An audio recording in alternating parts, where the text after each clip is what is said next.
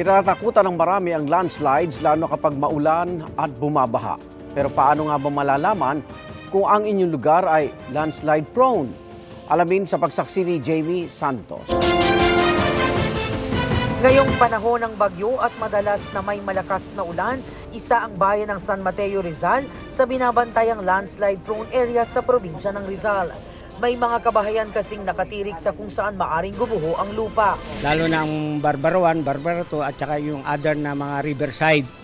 Yung po mga alerto namin pag medyo malakas talaga ng ulan. Kahit na walang signal ng bagyo, at malakas ang buhos ng ulan, talaga ina-alerto na namin. Lumalambot yung lupa, lalo na dun sa may phase 1. Meron tayong isang lugar dun na gumuguho sa kung ito block 5, block 4, ganun.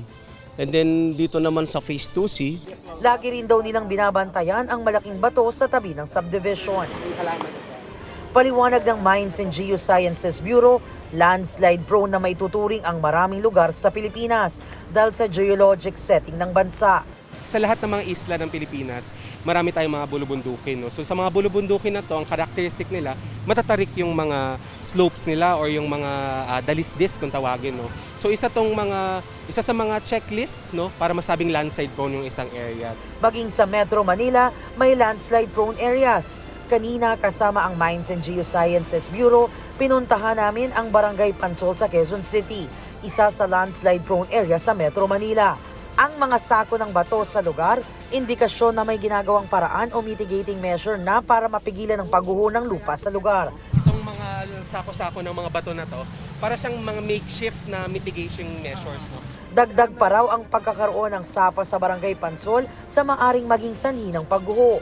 Pero hindi naman daw lahat ang nadadaanan ng West Valley Fault masasabing landslide prone.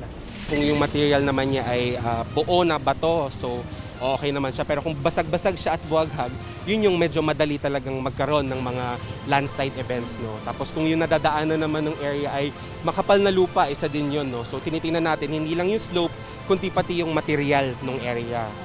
Dapat umanong bantayan kung may makikitang crack o bitak sa bahay, sa kalsada o sa lupang malapit sa inyong bahay. Bantayan din daw ang seepage o yung paglabas ng tubig sa isang lugar na karaniwang wala namang tubig. Ibig sabihin po nito, yung lupa natin ay punong-puno na ng tubig. Kapag punong-puno na ng tubig yung lupa, no, tapos makakaranas pa siya ng konting pag-ulan, ay nagiging po siyang parang unstable na talaga at doon po magkakaroon ng landslide. Para masiguro kung kabilang ang inyong lugar sa landslide-prone areas sa bansa, maaari niyong i-check ang website ng Mines and Geosciences Bureau ng DENR. Para sa GMA Integrated News, Jamie Santos ang inyong saksi. Mga kaibigan, samahan niyo kaming saksiyan ng mga balita. Mag-subscribe sa GMA Integrated News sa YouTube. Para sa mga kapuso abroad, samahan niyo kami sa GMA Pinoy TV at sa www.gmanews.tv.